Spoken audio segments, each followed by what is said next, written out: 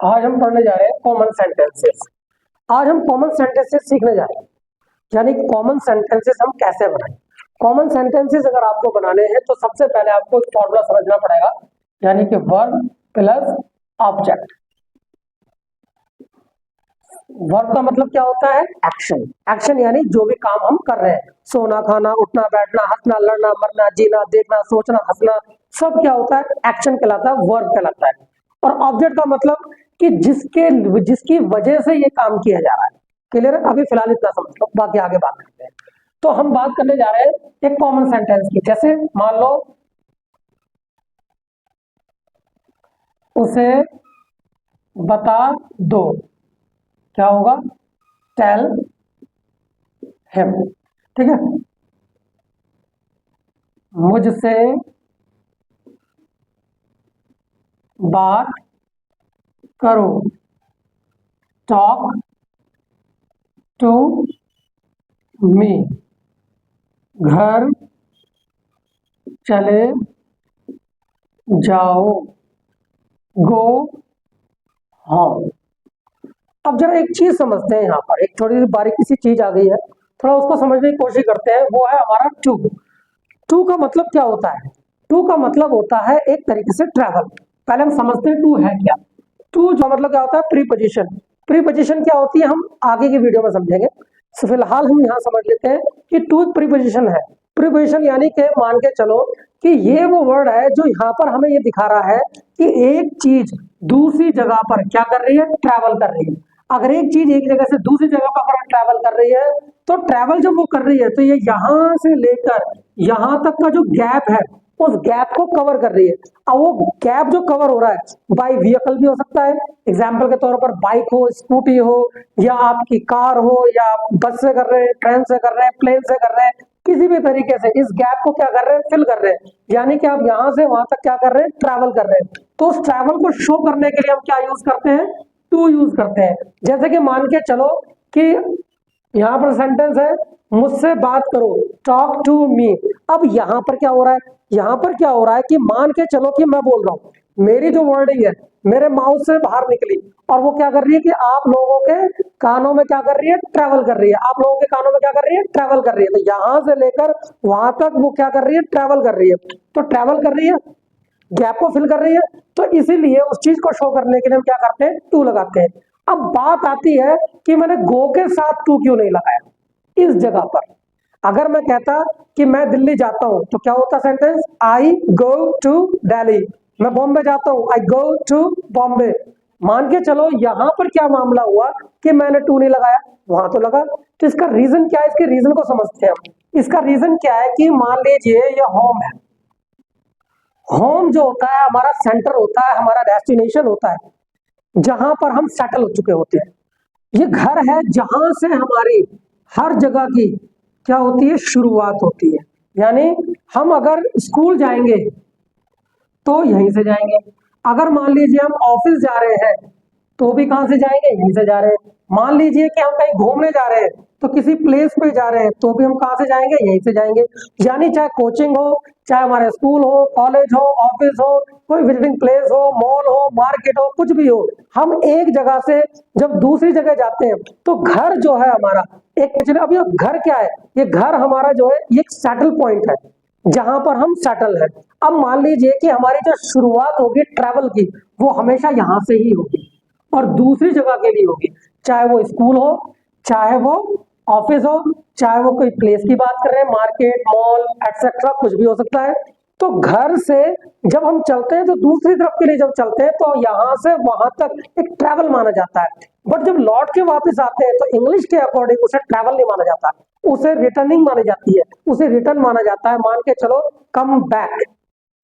यानी होम के लिए क्या कंडीशन है कि होम से दूसरी जगह के लिए ट्रैवल माना जाता है, ना कि दूसरी जगह से घर। एग्जाम्पल के तौर पर मान लो आप बैठे हो और अचानक से बोलते हो सर बहुत देर होगी, मैं जा रहा हूँ। कहाँ जा रहा हूँ? घर। घर है जब तो आप जा रहे हो। तो घर क्या हो गया? वहां आप लौट कर वापस जाते हो और वहां आप ट्रैवल नहीं मानते।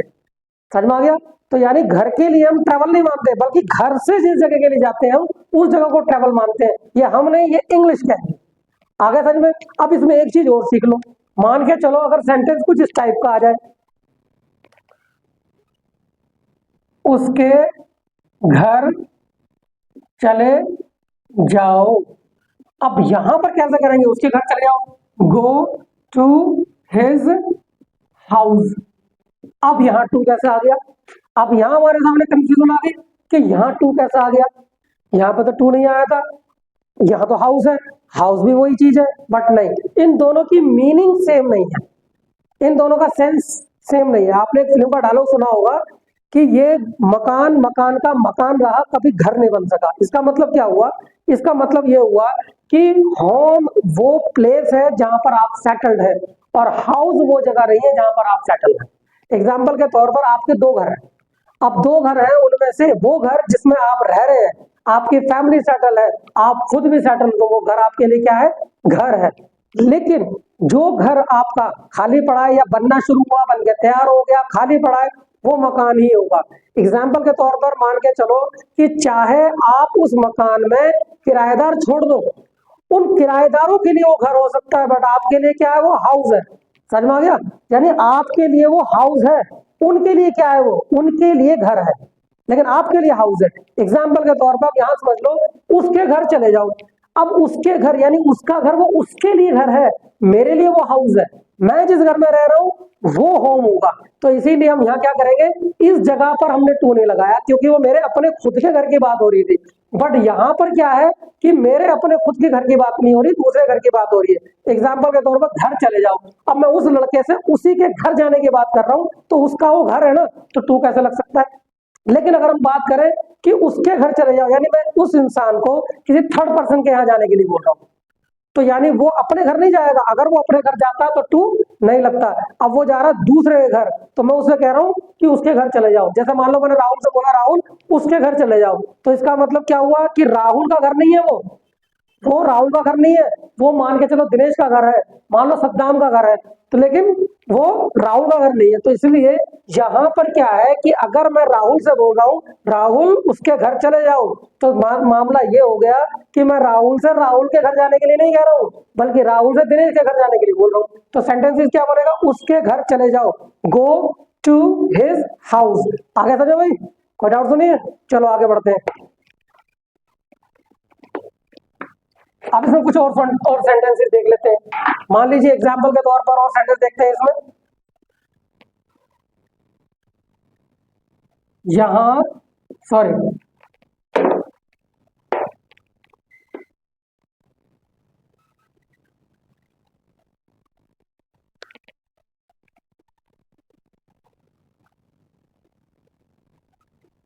मुंह हाथ धो लो। अब एक चीज और समझ लेते हैं इसमें, थोड़ी मजेदार चीज कि वो मैं आगे चल के आपको बताऊंगा, बाकी आप बच्चों को तो बता रखा है मैंने, वीडियो के अंदर जो है वो लोग बाद में समझ लेंगे। एग्जाम्पल के तौर पर इसमें क्या है कि वर्ब है और ऑब्जेक्ट है। इसमें क्या होता है, हमारे हिंदी का एक बड़ा अच्छा सा मसला है कि जो बाद का वर्ड है ना उसे उठा के पहले लिखा, यानी यहाँ क्या लिखा है, धो लो, ये चीज पहले आ जाएगी और मुंह हाथ बाद में चली जाएगी। जैसे एग्जाम्पल के तौर पर धो लो, धोने को क्या कहते हैं, वॉश। अब क्या आया, हाथ, द हैंड्स। उसके बाद क्या है, एंड माउथ। अच्छा इसमें भी एक मजेदार चीज है, मान लो मैंने क्या लिखा, wash the hands and mouth. Hands तो ठीक है, बट आ रही माउथ की बात, माउथ तो सिर्फ इतना होता है ना, माउथ तो सिर्फ इतना सा होता है।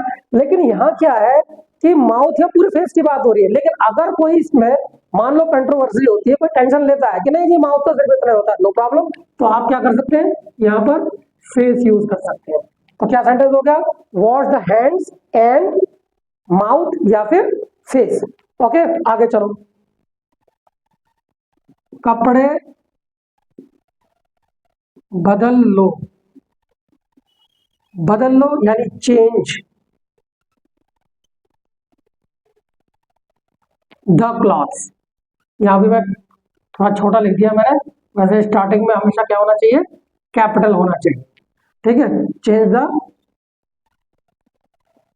क्लॉथ्स, क्लियर हो गया। चादर बिछा दो, चादर बिछा दो।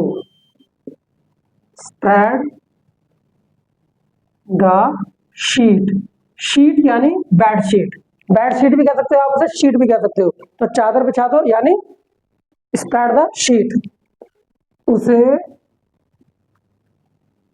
सब कुछ बता दो, टेल हिम एवरीथिंग। समझ आ गया भाई?